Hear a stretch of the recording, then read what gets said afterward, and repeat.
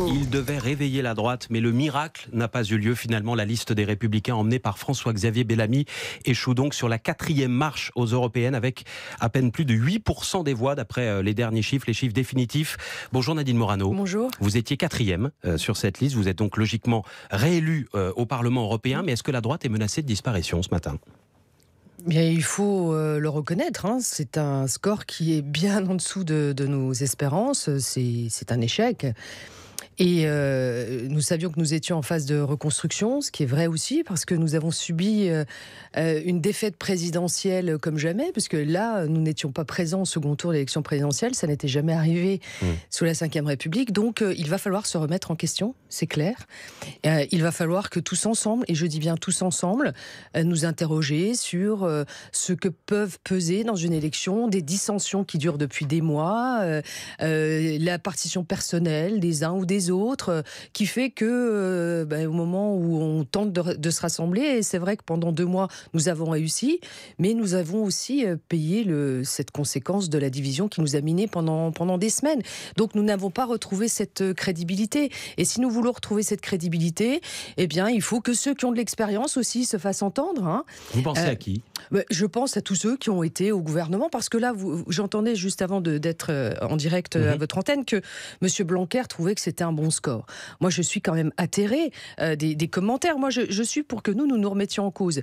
Mais quand on a un président, jeune président, qui a été élu, qui en était à sa 2e année de mandat, et qui fait un score derrière l'extrême droite, il ferait mieux aussi de s'interroger, parce que moi je pense que lui il a dû sabler le champagne, hein, entre nous, le président Blanquer, je pense Emmanuel Macron, parce que sa seule stratégie pour conserver le pouvoir, c'est d'avoir en face de lui Marine Le Pen, et donc c'est vrai que nous de toute manière nos voix ont été siphonnées des 2 côtés.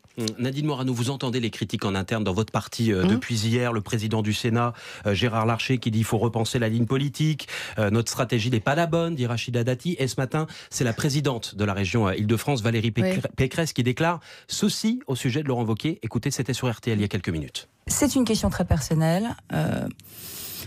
Si j'étais à sa place et vu la situation, sans doute je le ferais. Est-ce que la question de la démission de Laurent Wauquiez est sur la table ? Écoutez, la stratégie dont tout le monde parle là, ce matin, il faut changer de stratégie, tout ça, mais nous étions collectivement d'accord sur la candidature de François-Xavier Bellamy. Donc c'est une stratégie collective dont nous devons tirer collectivement les résultats. Y compris le président du parti ? Bien sûr, y compris le président du parti. Donc il doit faire comme Nicolas Sarkozy il y a quelques années après une claque électorale, il doit démissionner ce matin et on repart à zéro. Non mais ça, ce sera son choix. Je ne pense pas qu'il est dans la perspective de démissionner. Je pense que nous devons d'abord analyser. Est-ce que vous le souhaitez, et moi, ce que je voudrais dire, c'est que lorsque nous étions au pouvoir, c'est vrai en 2009, et lorsque j'avais cet honneur de servir mon pays aux côtés de Nicolas Sarkozy, nous avons fait pas loin de 30% et le Front National était quasi inexistant. Donc nous avions réussi cette mission de convaincre sur nos idées, d'avoir une vraie stratégie et d'avoir un chef qui compte. Ça aussi, c'est Laurent Wauquiez n'est pas Nicolas Sarkozy. Non, mais Laurent Wauquiez, lui, il a repris un parti. J'écoutais Madame Pécresse avec beaucoup d'intérêt, mais Madame Pécresse, elle, n'a pas eu le courage de se présenter à l'élection à la présidence des Républicains.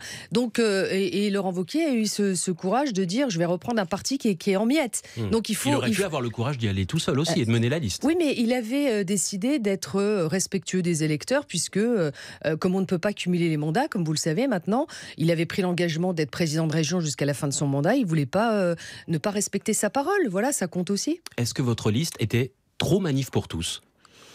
C'est une question qu'il faudra se poser, parce que moi je pense que il faut que les Républicains retrouvent leur ligne politique populaire. Moi je viens du RPR, d'un parti populaire, et j'entends garder cette ligne. Moi j'appartiens à une droite moderne. Sur les questions de société, je suis sans doute dans ma famille politique avec un sens de l'ouverture, sans doute. Voilà. Ça vous a plombé les positions de François-Xavier Bellamy pendant cette campagne ? Il a des convictions, moi je les respecte, et je trouve que chacun a le droit d'avoir des convictions, ce qui est un peu plus dommage chez ceux qui en changent tous les matins, qui soutiennent un candidat, puis ils le soutiennent pas après, puis ils reviennent. Mais c'est pas forcément votre droite, cette droite-là, Nadine Morano. C'est ça qu'il faut comprendre. Moi, je suis de droite, gaulliste, attachée aux racines chrétiennes, mais en même temps très ouverte sur les questions de société. Et moi, j'appartiens à une droite moderne. Voilà, j'appartiens à une droite courageuse, celle que j'ai connue avec Nicolas Sarkozy, où la France était en initiative, elle était respectée. Parce que ce qu'il faut vous dire aussi ce matin à ceux qui nous écoutent, c'est que moi, je suis très triste. Je suis très triste pour les Républicains, certes, mais pour la France surtout. Parce que quand vous regardez même le résultat en Allemagne, eh bien, Angela Merkel est devant. Nous sommes la France, pays fondateur de l'Union européenne, et aujourd'hui, c'est l'extrême droite qui est devant le président de la République. Mais plutôt que de se satisfaire de ce résultat, il devrait quand même en avoir honte et se poser la question de pourquoi le Front National, le Rassemblement National est devant, et remettre en cause lui aussi sa politique, son cap politique, sa méthode de gouvernance, parce que franchement, qui peut se satisfaire de ça? Et Dieu sait s'il en a fait un combat d'une manière très cynique. C'est le Rassemblement National ou lui. Et c'est vrai que de notre côté, on s'est retrouvé dans un étau, c'est clair. Merci à vous, Nadine Morano. Réélu donc sur les bancs des Républicains, vous siégerez avec le PPE, le grand parti de la droite, à Strasbourg et Bruxelles. C'est ça. Ça ne vous changera pas, donc ce sera le même groupe que dans le Parlement sortant. Merci beaucoup, Nadine Morano. Vous parliez de l'Allemagne.